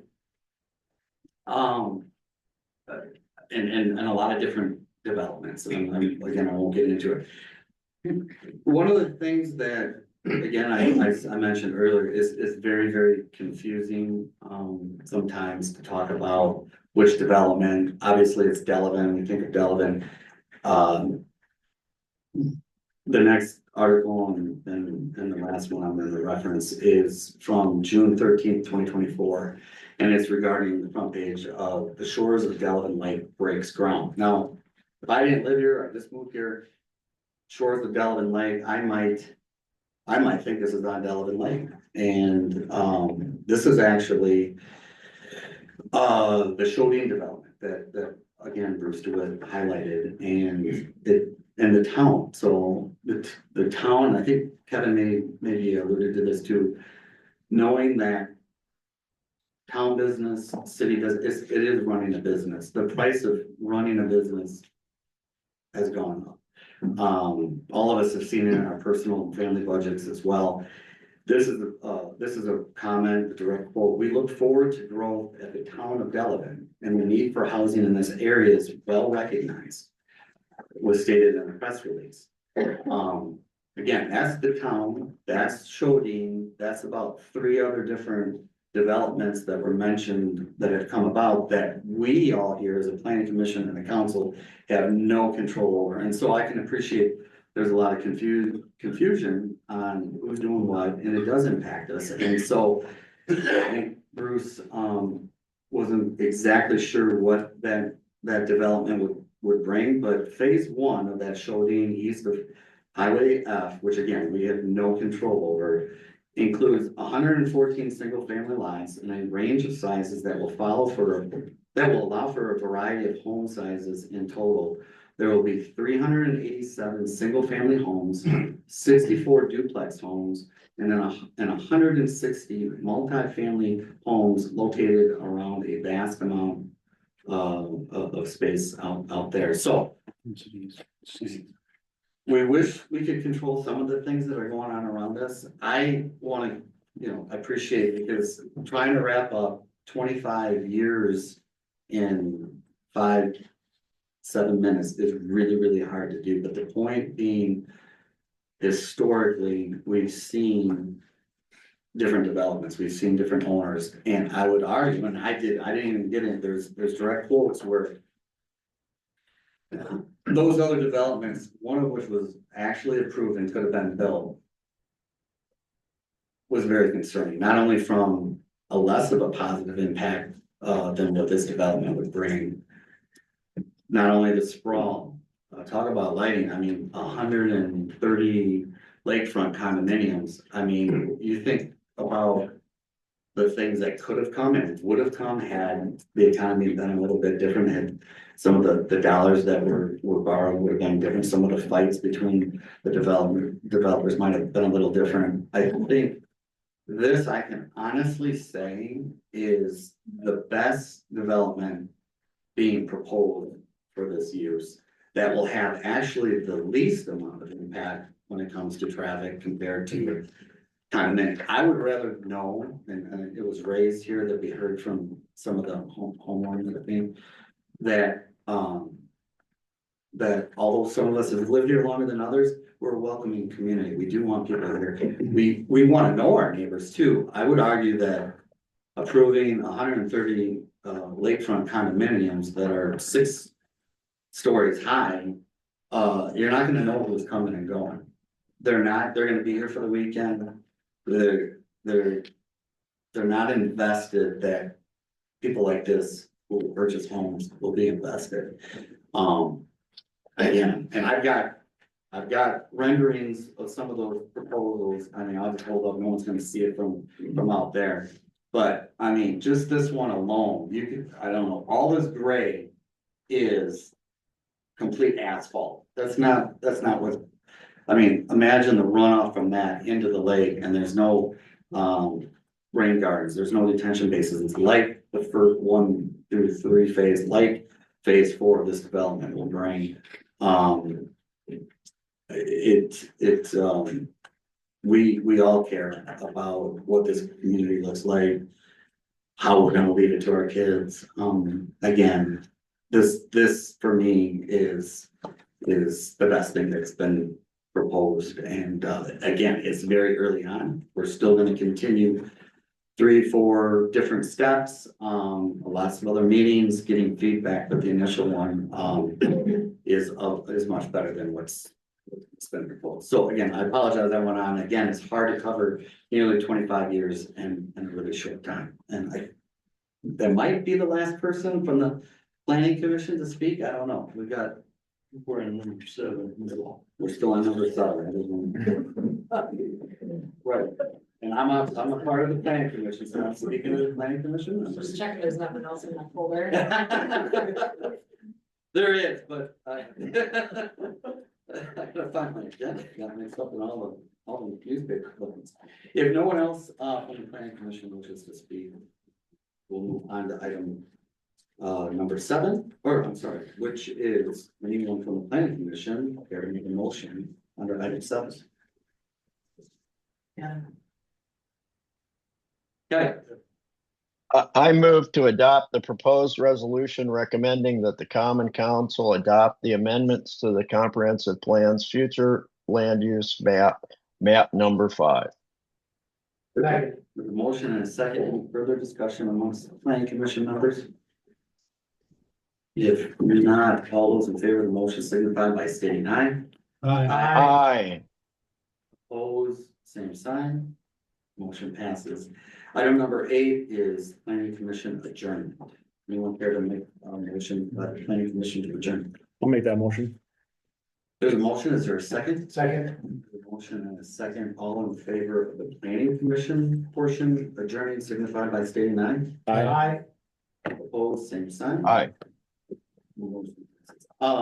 Item number 9 is common council consideration of the ordinance adopting the plan amendments. So anyone, Mr. Mayor, I'd like to make a motion to adopt the proposed ordinance adopting the amendments to the comprehensive plan's future land use map 5.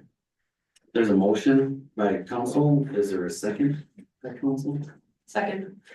There's a motion and a second. Any further discussion? If not, all those in favor of the motion signify by stating aye. Aye. Opposed, same sign. Motion passes.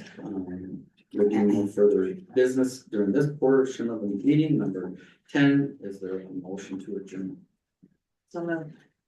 There's a motion. Second. And a second. All in favor of adjournment signify by stating aye. Aye. Thank you, and thank you to each and every one of you for attending and being respectful. And again, this is the first step anyway, so. We'll take a 10-minute recess.